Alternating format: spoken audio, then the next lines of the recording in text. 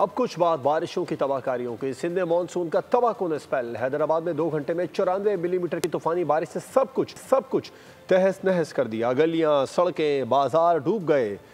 घुटनों पानी जमा हुआ। बिजली का निज़ाम, निकासियाब का सिस्टम भी दरहम बरहम हो गया। ठट्टा, जामशोरो, सजावल, बदीन और मिठियारी समेत सूबे के दीगर शहरों में भी तेज बरसात। हैदराबाद में मकान की छत गिरने से एक शख्स नाम हक, मातली में 2 अफराद जान से गए।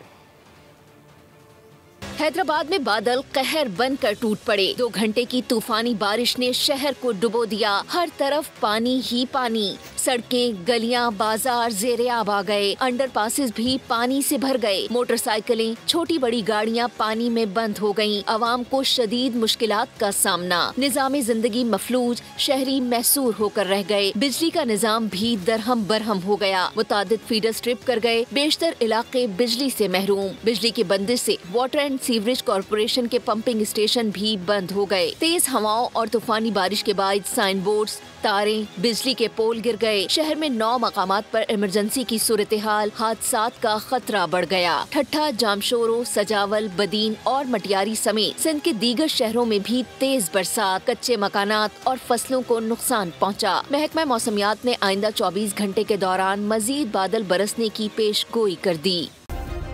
सब्सक्राइब करें और बेल दबाएं ताकि कोई खबर रह न जाए।